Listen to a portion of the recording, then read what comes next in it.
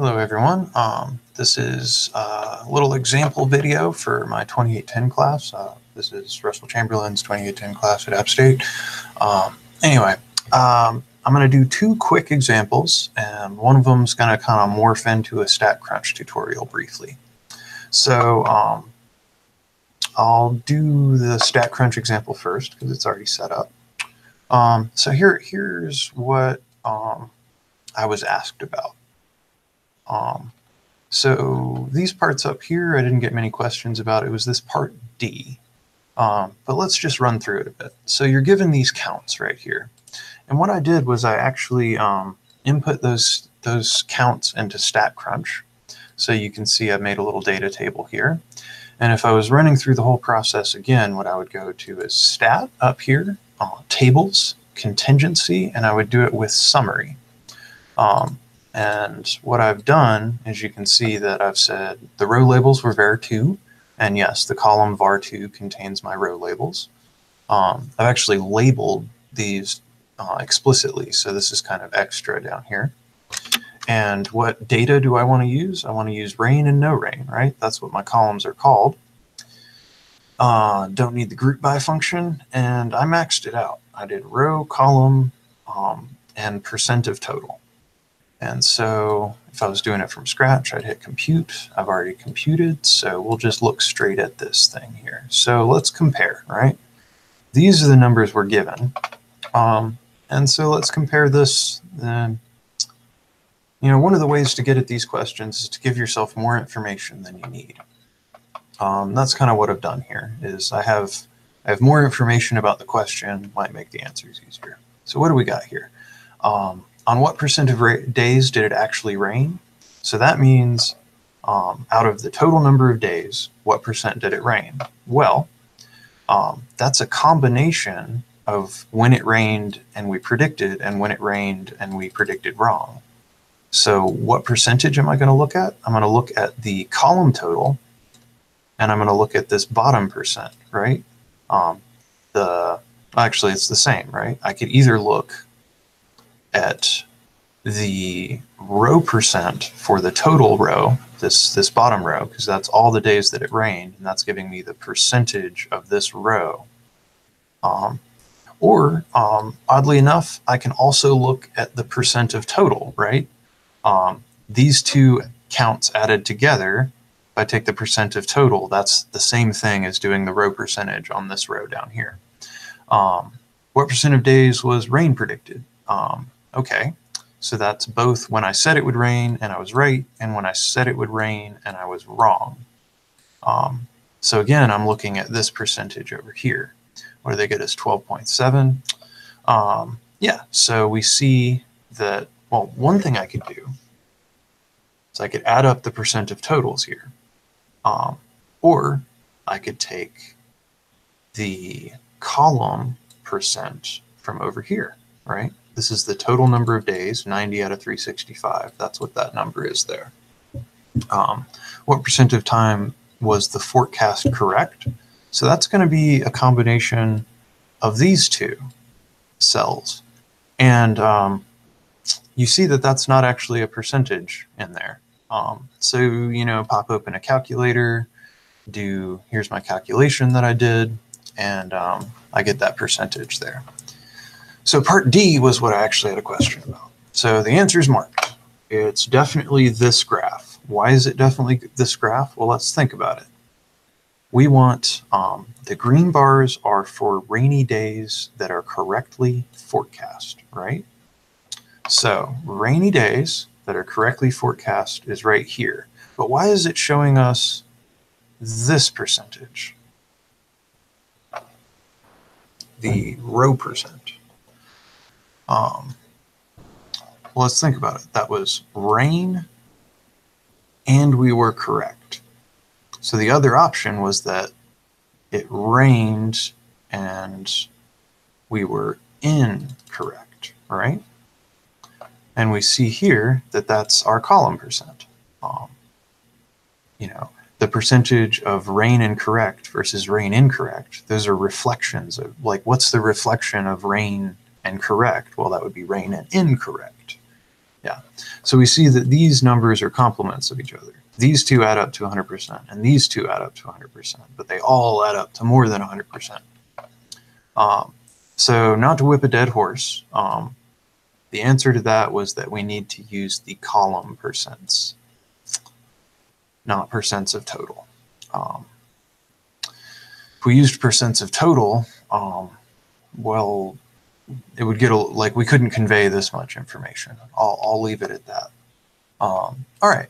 So the next thing I wanted to take a look at was I just wanted to run through one of these niggly category variable problems, right? Nice big vocabulary problems. So yeah, we'll weigh some dolphins. So let's look at this thing. So one of the easiest ways to train yourself on these problems is to look at examples and compare your problem to an example. So if you hit this view an example button, it'll show you a similar problem. You can work all the way through it and return to this problem, or keep it up side by side while you work this problem. This help me solve this button, that doesn't take away points. It'll just give you a new problem. Now the downside is that, so the upside is that you can work through the problem you're looking at and it'll help you. The downside is that you'll have to solve another problem for credit. So if you're halfway through, maybe view an example instead, because it'll zero out your work if you do the help me solve this. So for this, I'm going to show completed problem because I want you guys to kind of think about why the answers are this way. So who was measured? Why was it 24 crocodiles? Well, we can see that they caught and measured 24 crocodiles. So the who we measured was the 24 crocodiles. The what was measured? Well, that comes from our list right here. It's copy pasted basically. When were the measurements taken? Well, let's see. We don't know. Information not given. So a lot of this is just a matter of close reading and kind of looking, kind of developing an eye for what information is important in this context. And again, that just takes practice. Where were the measurements taken? Again, not given. Why were the measurements taken? Well, because of the difficulty of weighing crocodiles in swamps. How did the researchers? Yeah. So what we find here is that, and we'll get into this a little bit later, but that's a convenience sample. There may be some trouble with that. We might want to ask biologists about crocodile behavior and size. Is there a certain size where they're more aggressive, versus lethargic or something like that?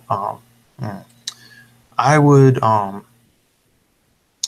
if I was the statistician brought in to help these biologists, I would be grilling them about this. I would make them find a paper or something and cite something that says size and behavior are essentially uncorrelated, so that this doesn't turn into a nasty convenience sample issue. All right, rabbit hole aside. Let's see. Again, we have that idea, ask yourself, could I put units on it? That's a good chance it's numerical. Yeah, but what do we have here? Weight, quantitative. Length, quantitative. Sex, definitely categorical. Variable body length, well, quantitative units were not provided. Well, I'm not satisfied. Let's go to a similar question. Let's also view the solution. So let's see another one. Okay, we're doing tigers, weight, same thing here. Okay, variable weight. So now we have that they recorded the weight, but not how. So what do we say? Quantitative units not provided. Let's see, length, again, not provided. Man, they're sloppy here. So let me switch. Yeah, let's look at one of these. So this is the newborn health. So we've got a range of when it was collected. We've got a number of cases, right? So here's our who's. So I had a question, let's see, what is the who, right? It's the births. It's the, not the babies, not the mothers, but the births, right? The whats, well, the whats come from this list, right? Yeah.